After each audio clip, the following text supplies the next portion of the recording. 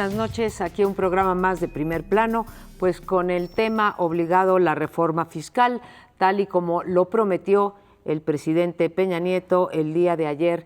Presentó su propuesta de reforma fiscal acompañada desde luego de la ley de ingresos y el presupuesto de egresos de la Federación para ser considerados por el Congreso. Sí hubo sorpresas en la reforma presentada y las opiniones se dividen, todavía va a haber que leerla con cuidado, pero vamos a ofrecer una primera discusión sobre ella. Las lecturas se dividen entre lo que se ha llamado una pequeña reforma, una mini reforma, casi una miscelánea fiscal y aquellos que dicen que sí es una reforma de mayor envergadura. El caso es que esta reforma fiscal prometida, si pasara tal y como la presentó el presidente el día de ayer, daría a México 1.4% del PIB y por lo tanto dejaría a México todavía con una muy baja recaudación fiscal si lo medimos en comparación con los países de América Latina o lo medimos con los países de la OCDE. La narrativa de la reforma, tal y como nos es vendida, tal y como es presentada, es impecable. Una reforma que grava a los ricos, que hace pagar a los que más tienen y cuyos beneficios no irán a ese sector de la población, sino que irá a los que menos tienen. Si pensamos que el 80% de la población gana menos de 5 salarios mínimos, bueno, pues a ellos no les toca pagar más impuestos y recibirán dos beneficios muy importantes, que creo además que hay que decirlo, pasarían de ser derechos laborales a ser derechos fundamentales. El seguro del desempleo y el seguro a la seguridad social universal, independientemente de si eres un trabajador o no. Entonces, es una reforma bien vendida. A mí me parece, ya trataremos en el segundo bloque el impacto político o la lectura política de esta reforma, pero una primera pregunta sería, sin haber grabado IVA a los alimentos y a las medicinas, que era el gran temor, tenemos una reforma de 1.4% del PIB.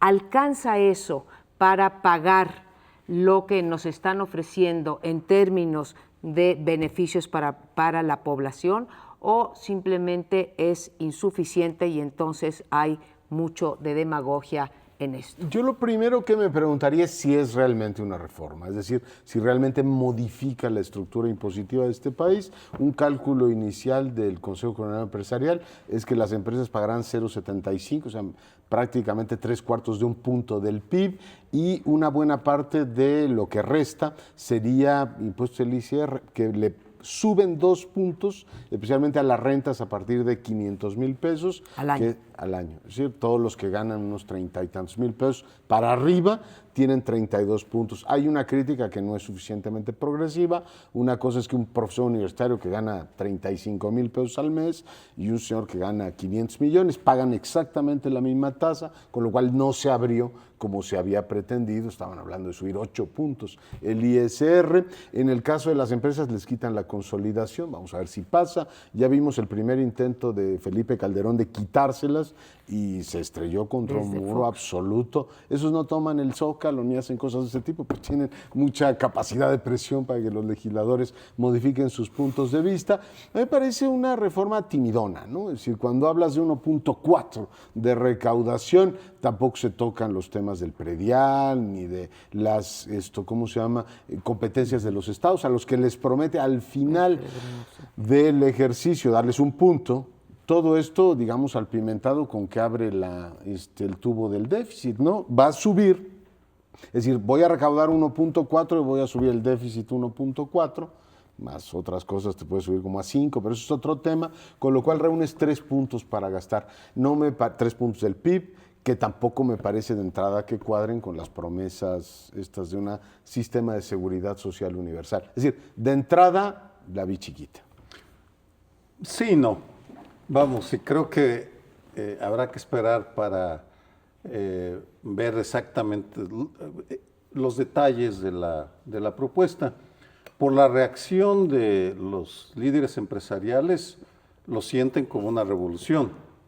Porque, y hay que decirlo, México tiene un sistema profundamente inequitativo de carga fiscal.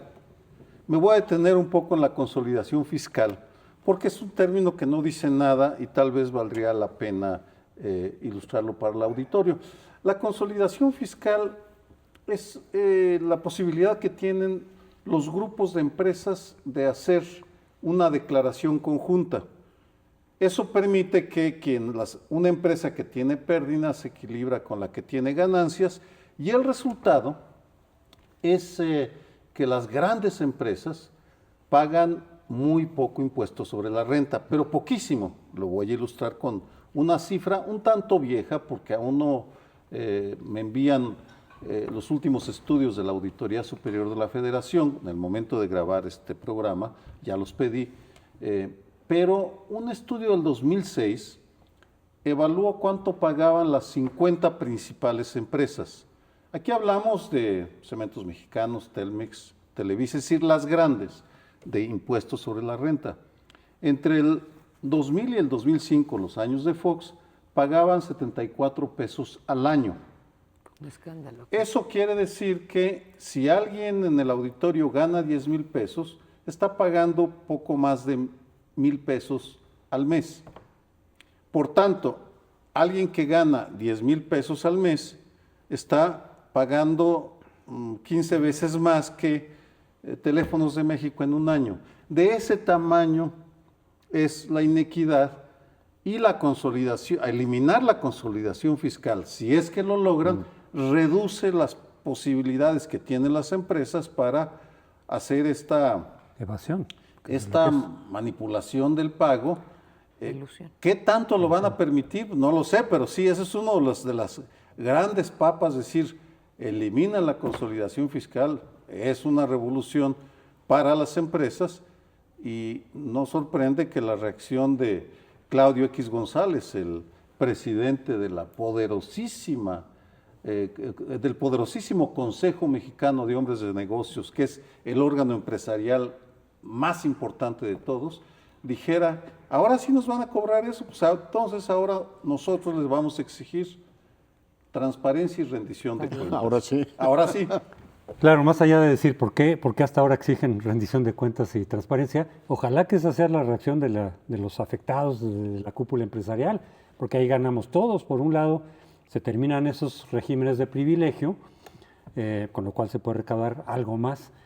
Y por otro lado, si su respuesta es exigir rendición de cuentas y transparencia, pues que bueno, ahí ganamos todos, porque efectivamente esta reforma y cualquier otra reforma en materia hacendaria, e incluso yo diría en otros ámbitos, su funcionamiento no depende de muchos de los vicios que ahí siguen, como la corrupción, ¿no? Como la complejidad burocrática, como el hecho de en qué se va a gastar. Ya ofreció Peña Nieto que dice, no vamos a ampliar la burocracia, y poco a poco, en la medida de lo posible, vamos a restringirla. Porque durante los gobiernos del PAN se infló demasiado la burocracia y el gasto público como tal. Por eso hay una reacción de mucha gente decir, ahora vamos a pagar más impuestos, los que tengan que pagar más impuestos, para seguir inflando la burocracia con cargos innecesarios, con privilegios injustificables. Entonces dice, ok, no, por lo menos no la vamos a ampliar. Pero haría falta mucho más que eso, ¿no? Y efectivamente una mayor fiscalización y transparencia creo que redundaría en beneficio de todos. Pero no sabemos si esa va a ser la única reacción, probablemente no, de las cúpulas empresariales, sino a ver qué otro tipo de instrumentos de presión utilizan para mantener esto que ha sido, tú señalabas con Calderón.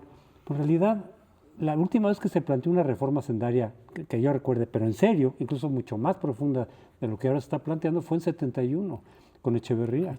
Y luego López Portillo quiso, pero no. Quiso también, pero es decir, pero cada vez que se intentaba una reforma hacendaria en serio, que de veras tuviera una capacidad recaudatoria fuerte, pues la reacción de los empresarios hacía que se echaran para atrás. Esa es la incógnita de nueva cuenta respecto a esto. Pero yo coincido tanto con Amparo y con Leonardo en el sentido de que esta reforma se queda corta para los propósitos, no solamente de los programas sociales que se están anunciando, sino de lo que hace falta desde hace mucho, es decir, vamos a pasar del 11%, que es más o menos la capacidad recaudatoria. Sin petróleo. Sin Pemex, sin petróleos.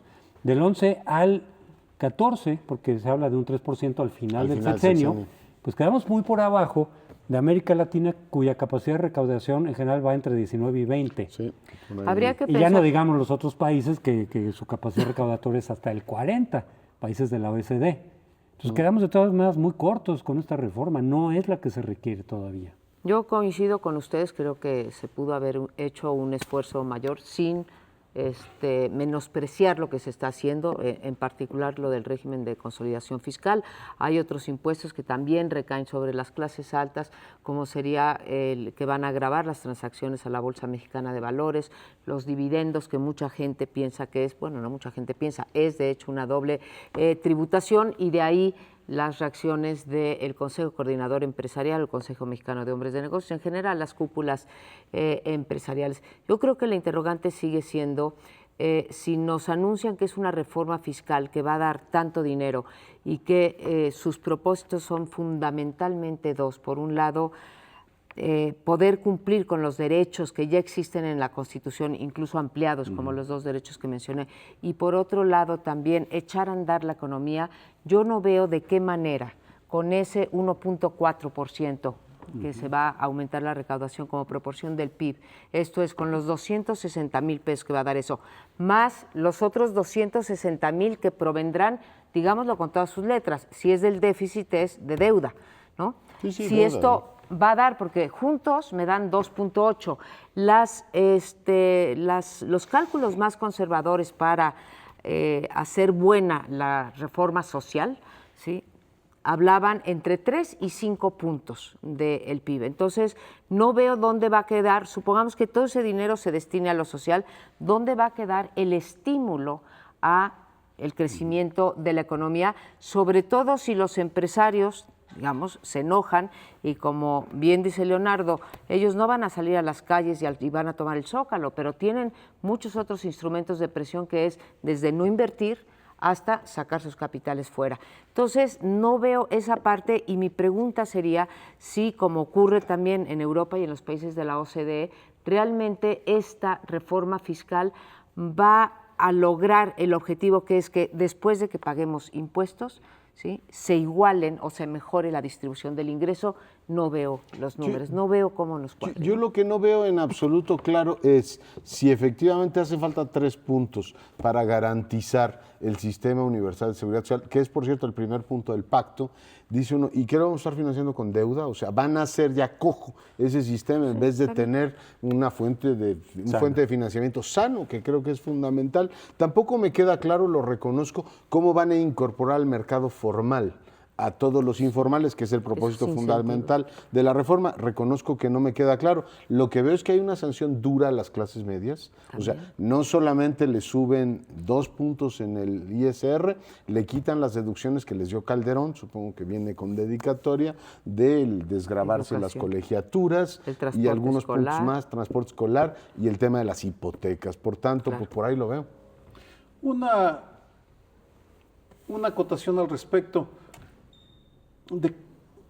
No creo que debamos sorprendernos, porque las reformas de Enrique Peña Nieto han tenido esta característica. Vamos, si pensamos, salvo la de telecomunicaciones, que hasta ahora tiene cierta profundidad, la educativa, que es con la que empezamos, pues al final terminó cediendo bastante de los puntos más profundos, más agresivos, y por tanto habrá que esperar lo que queda al final del arduo camino que le viene a la reforma fiscal en el Congreso. Creo que antes de irnos a un corte y seguir con el tema, nada más mencionar que sí, el gran ausente fue el federalismo fiscal. Hay un par de medidas que realmente no pegan gran cosa, y seguiremos con que los estados y los municipios no recaudan, y es la federación la que tiene que seguir haciendo las transferencias. Ese es un gran ausente de esta reforma, pero debe de tener sus razones políticas. Vamos a un corte y regresamos en unos minutos. Si la reforma fiscal se plantea dentro de un posibilismo económico, hay que ver también la situación económica del país para analizar qué podía y qué no podía hacer el gobierno en términos de nuevo planteamiento fiscal.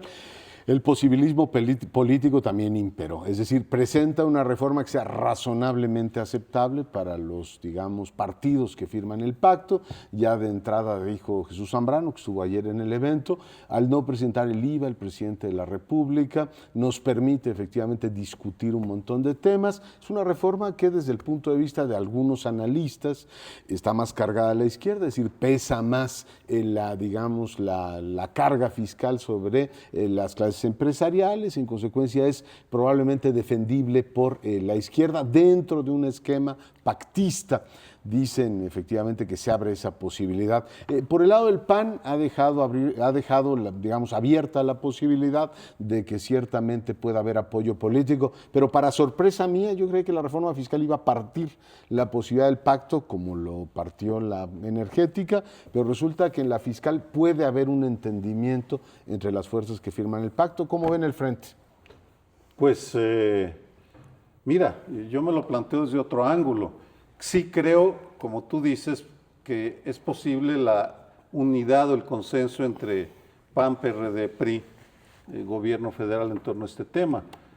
Mi pregunta va más bien en la capacidad de resistencia o cuál será la reacción de los grupos empresariales, porque ustedes hablaban de los años 70, de la reacción que hubo a los intentos de reforma de Echeverría y López Portillo. Sí.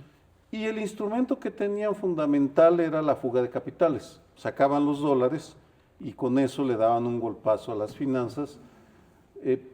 Aquí estamos en otra realidad, porque hasta qué punto sacar capitales golpea a las finanzas mexicanas.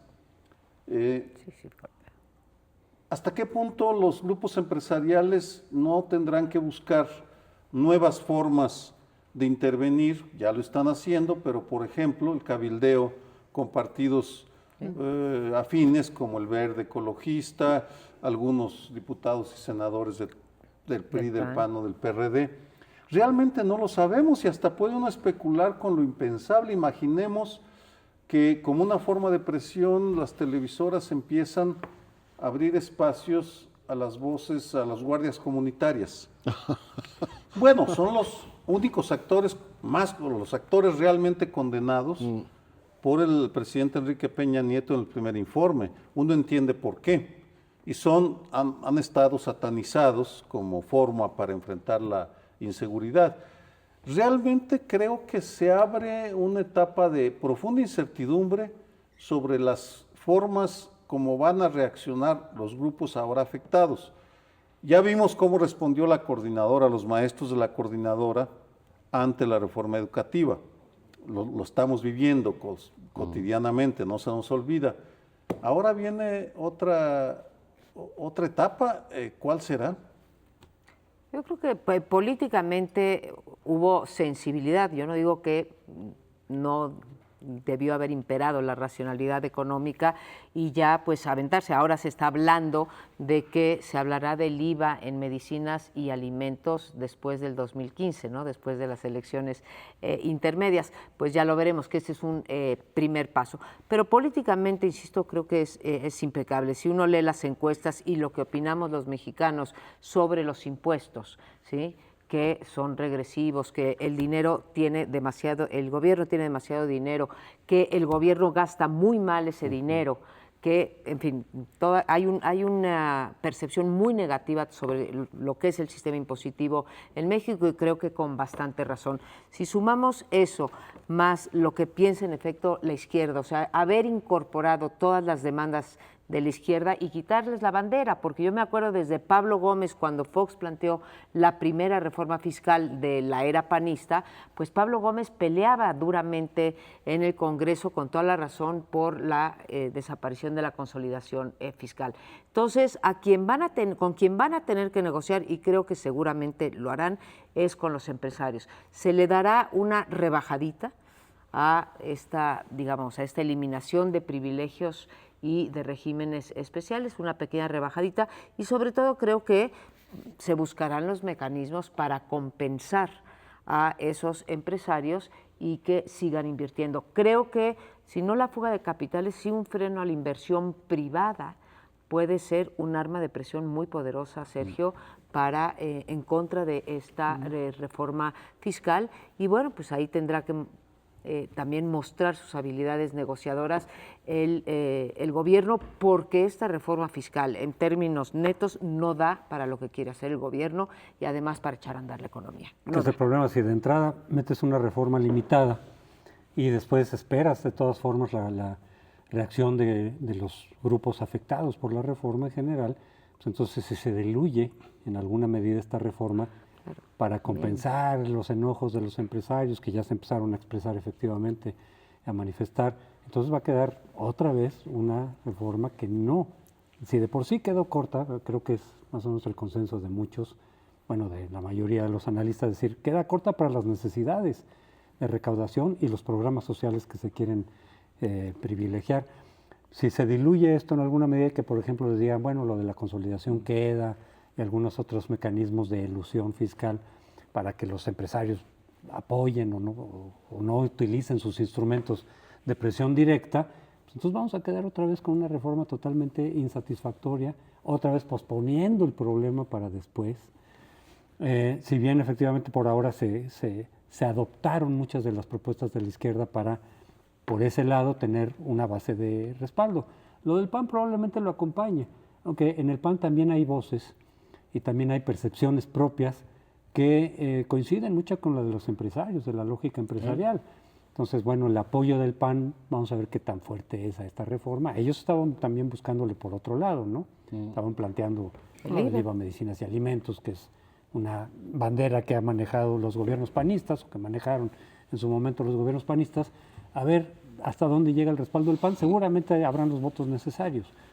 Pero la principal pregunta es, si de aquí se diluye esta reforma, entonces va a quedar algo otra vez casi cosmético. Yo creo que con esta reforma hay un cadáver claro, que se libe en alimentos y medicinas. No le veo posibilidades de que pasen, digamos, los próximos años. Hoy se publica una encuesta de Ulises Beltrán. 9 de cada 10 mexicanos están en contra de eso. Y ahora, pues, muchos políticos van a tener que cambiar discurso, porque una buena parte de su discurso fiscal era no al IVA en alimentos y medicinas. Pues no está el IVA en alimentos y medicinas, así es que cámbielo. No veo muchos flecos que cortar en esta. Si vas a recaudar 1.4 y vas a empezar a negociar flequillos así de, a usted le quito la consolidación y bueno, está lo del IETO, está lo del IDE y todo lo demás, pues no veo con qué se va a quedar. Y la verdad es que, y espero equivocarme, de medio a medio, el estar abriendo la posibilidad del déficit, como lo sugirieron en el 2008 un sector de la izquierda, recuerdo en entonces coordinador de los senadores perredistas, decía,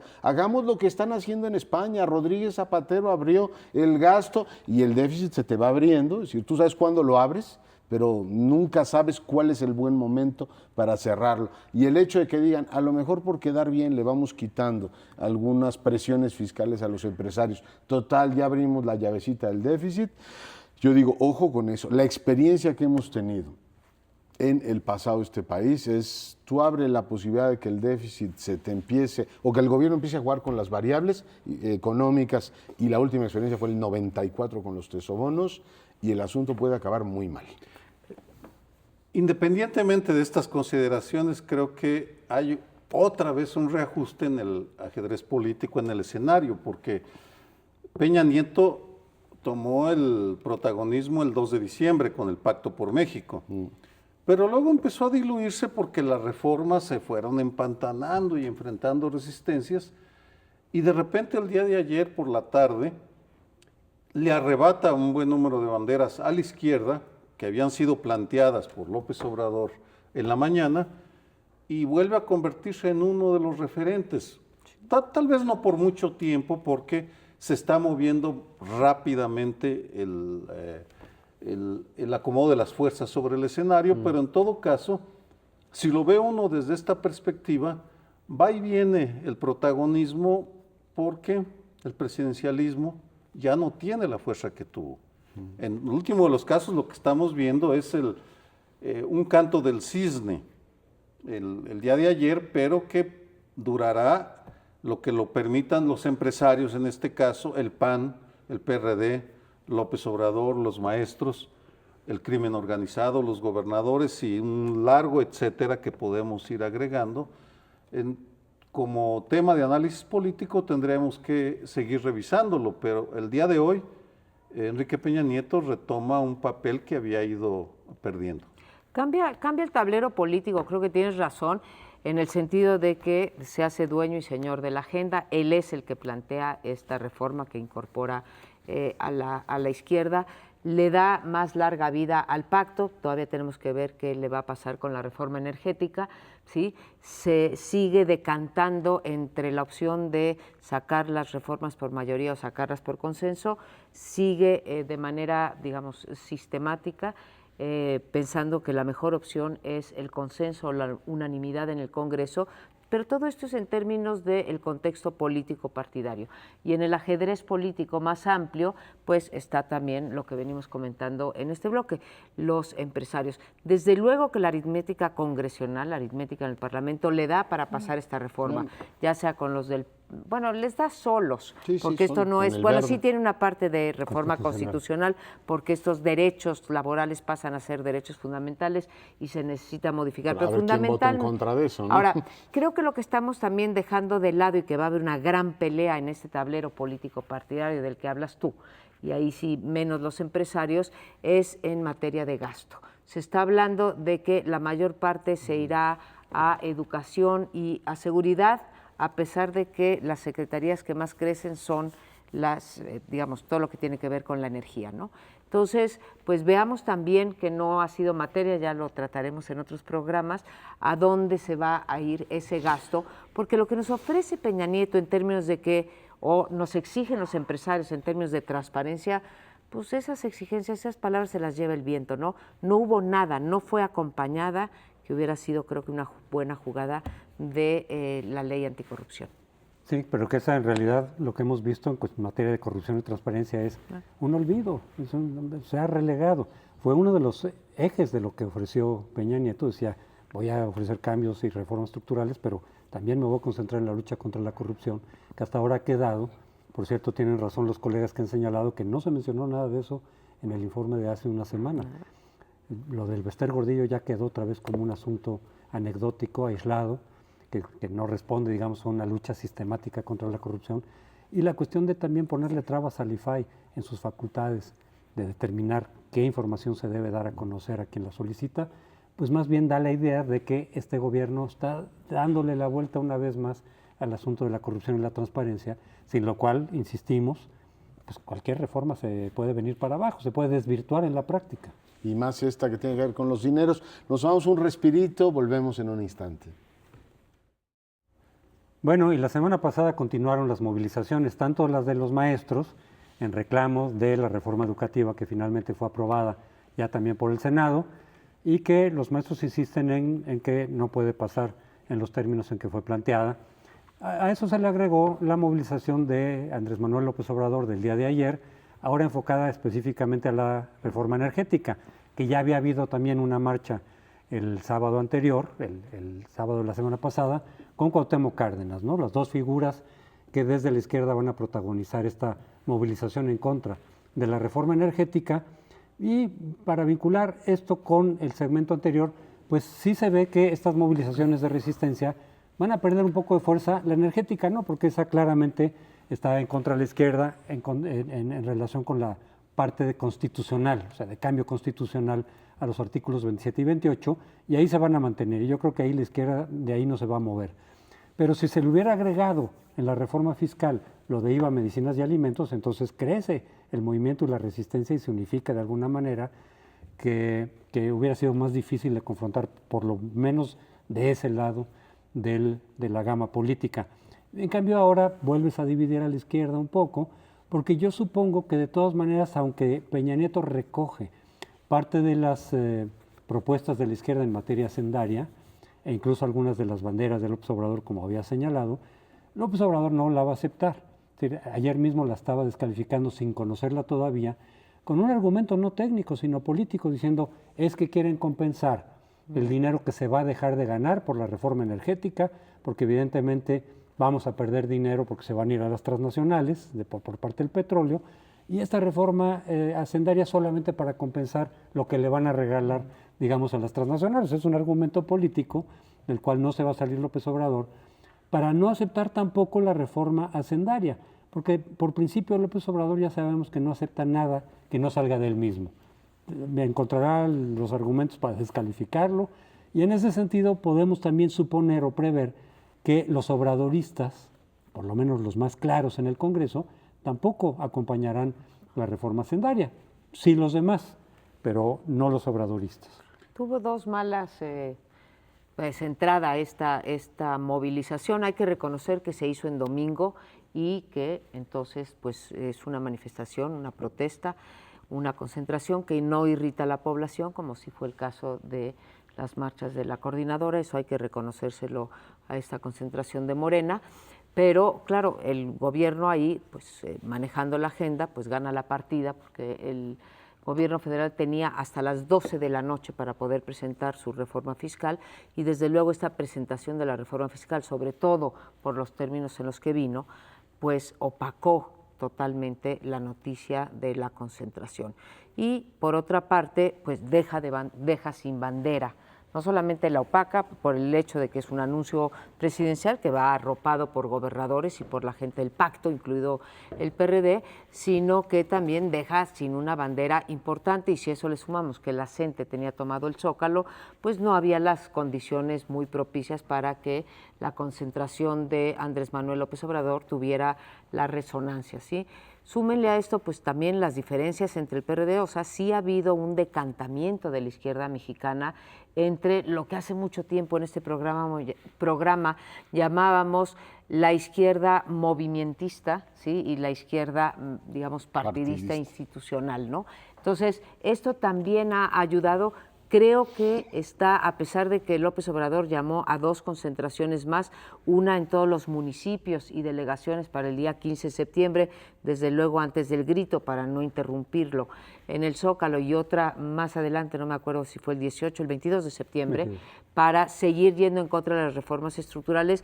Bueno, pues creo que el abono no está listo para que esas concentraciones rindan los frutos que esperaría López Obrador. Y tendríamos que, mi opinión es que tendríamos que esperar a la fundación del partido o al registro del partido en enero, febrero del año que entra, y después a su desempeño electoral, pero creo que tiene condiciones difíciles en estos momentos Morena. Pues yo tengo una lectura diferente. A mí me impactó muchísimo la cantidad de gente que alcanzó a reunir, porque es un indicador, y brevemente, voy a tomar el mismo indicador, la Secretaría de Seguridad Pública del Distrito Federal, las estimaciones. El día de ayer, Andrés Manuel reunió a 50,000 personas.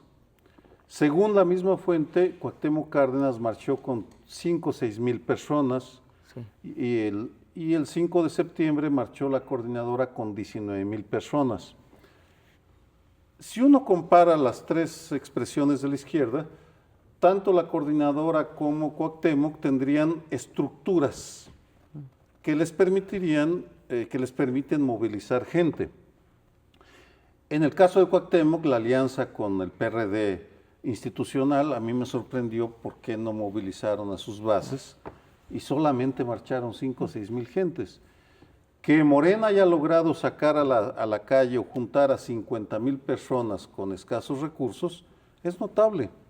Políticamente me parece bien importante, sí, en el contexto de una izquierda dividida, que es mi segundo comentario. Me llama la atención cómo pasan las décadas y se mantiene esta incapacidad de la izquierda para lograr unos acuerdos mínimos, porque desde los años 70 las izquierdas de Oaxaca y Guerrero, que son las bases fundamentales de la izquierda más radical que ahora está con la CENTE, veían con enorme recelo a los aperturistas, Eberto Castillo, Méndez Arceo, Rafael Galván, les tupían muy duro porque estaban a favor de elecciones. Los electoreros. Los electoreros. Toda proporción guardada, varias décadas después, sigue habiendo esa distancia.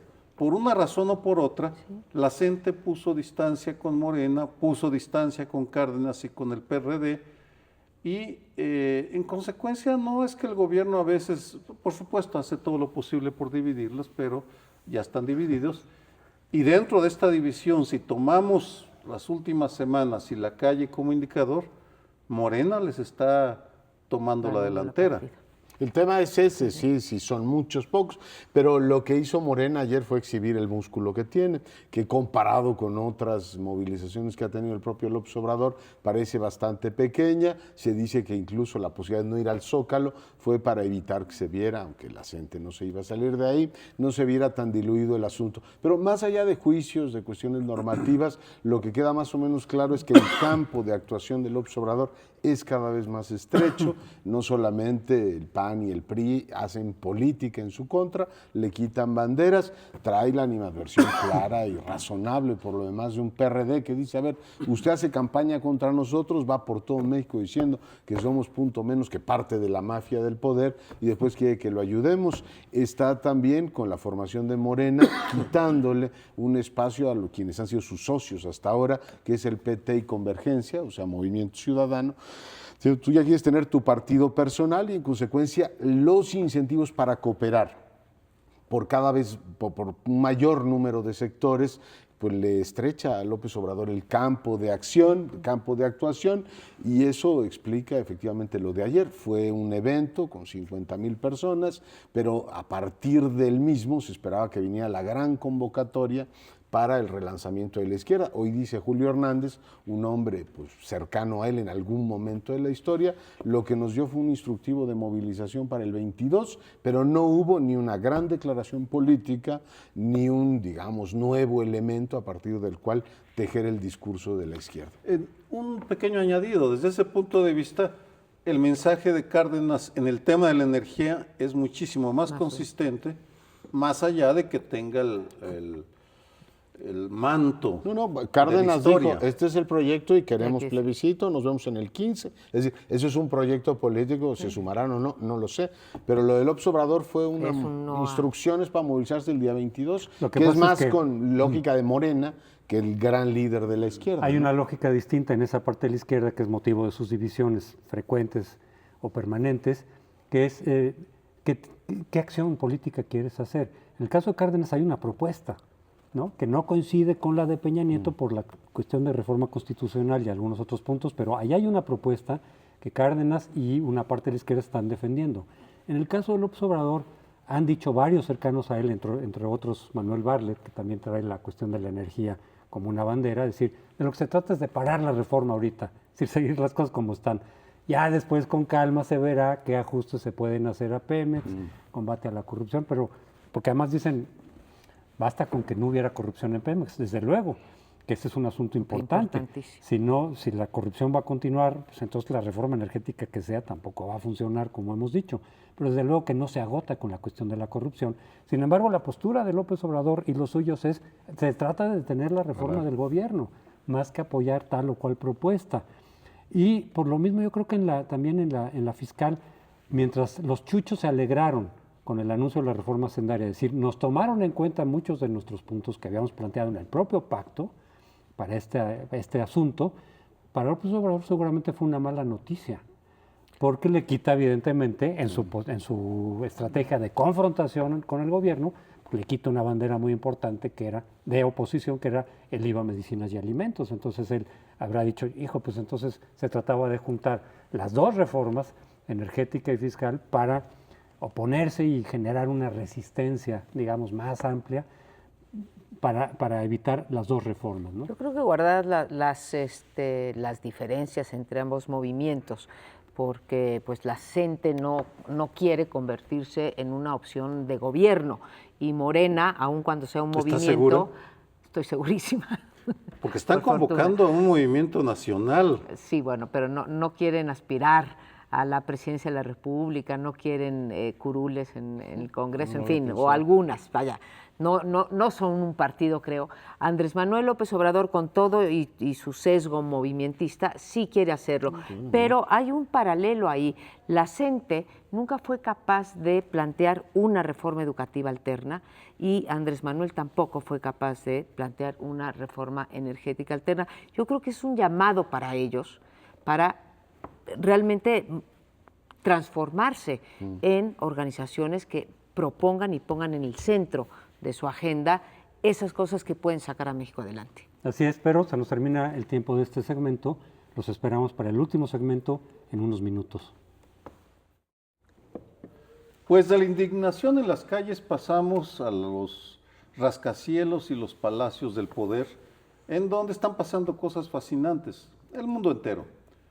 Porque resulta que los documentos y los memorándums liberados por Snowden demuestran que Estados Unidos, las agencias de espionaje que trabajan en los sótanos del poder, espiaron a las cúpulas de buena parte del mundo, entre ellos a Enrique Peña Nieto, de quien desconfiaban al parecer por la idea de que su gobierno podía negociar con el crimen organizado, aunque creo que lo espiaban por sistema.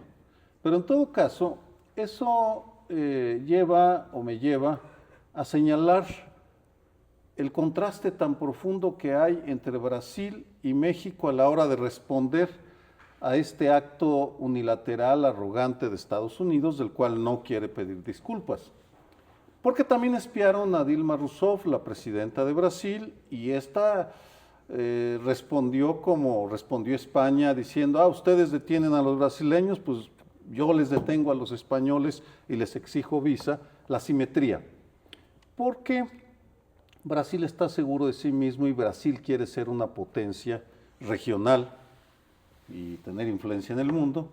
Y México, sostengo como explicación, nuestra élite gobernante sigue sumida en el ¿qué demonios vamos a hacer con Estados Unidos, nuestro vecino? Para ello cito a dos reacciones. La reacción de Andrés Rosenthal, un embajador emérito, que dice, está bien que que seamos mansitos, que no protestemos demasiado, porque el gobierno de Peña Nieto no protestó demasiado, fue muy cauto.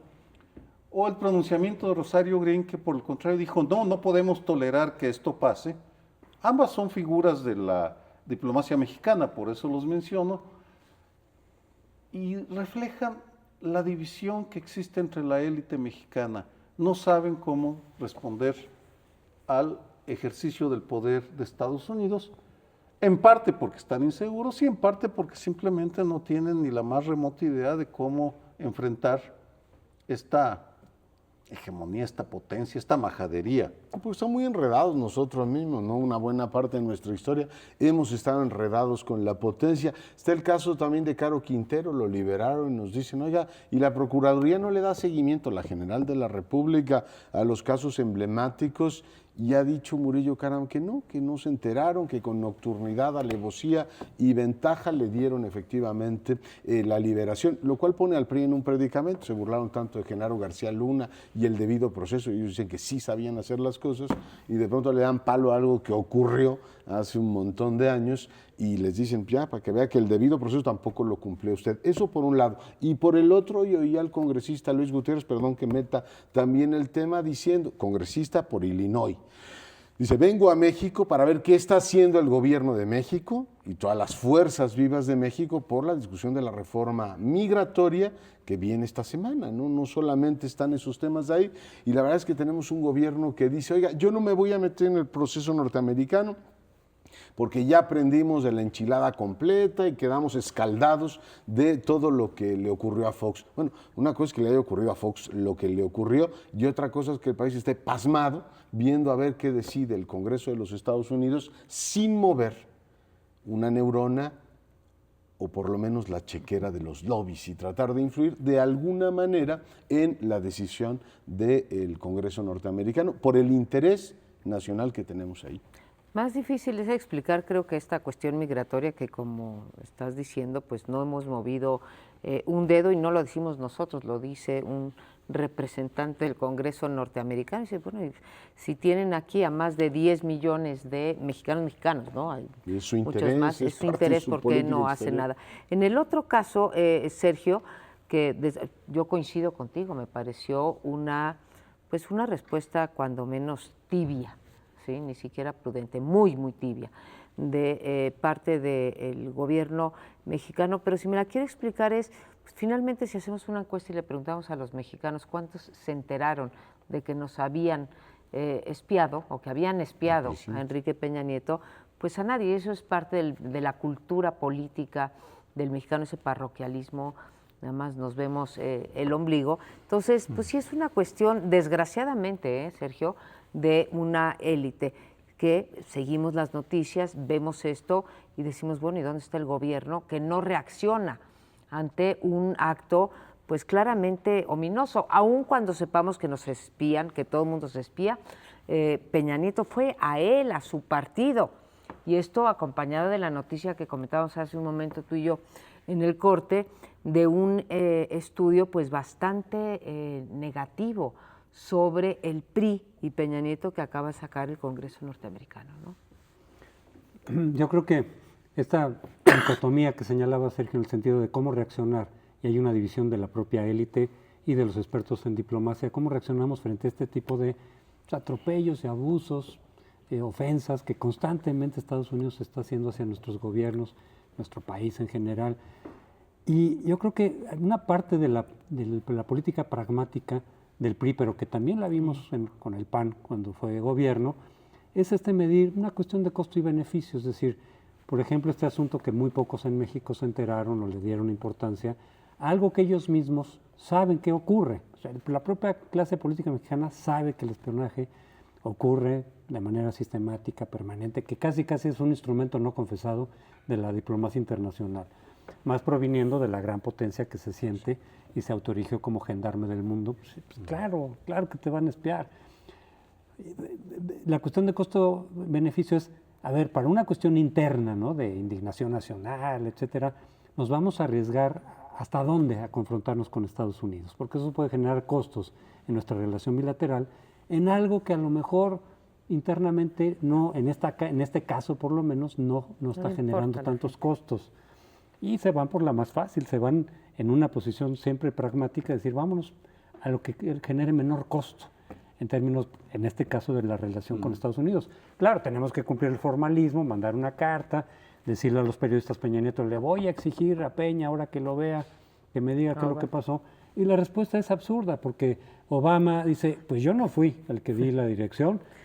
Pues sabemos que ese tipo de cosas no van sin el visto bueno presidencial en general, aunque no haya la orden directa, ¿no? Pues son otras las personas que se encargan de dar esas instrucciones, ¿no? Yo simplemente como memoria histórica pondría, y lo voy a hacer, buscar en la hemerografía, ¿qué decía el PRI de cuando Fidel Castro le grabó una conversación a Fox y lo humilló públicamente como el come si te vas, y de lo prudente que ha sido en este caso? Es decir, bueno, Obama lo hace, pero tenga en cuenta que todos los gobiernos del mundo lo hacen. Es decir, cuando es Fidel Castro es una reacción, o cuando lo hacían otros. Yo creo que esto es una cosa muy dura para la contrainteligencia del PRI. O sea, que estén investigando al presidente, que lo estén investigando, que estén espiando al presidente, que esa es otra mentira piadosa. Es decir, ya que llegó a presidente ya no lo espía. No. Qué bueno.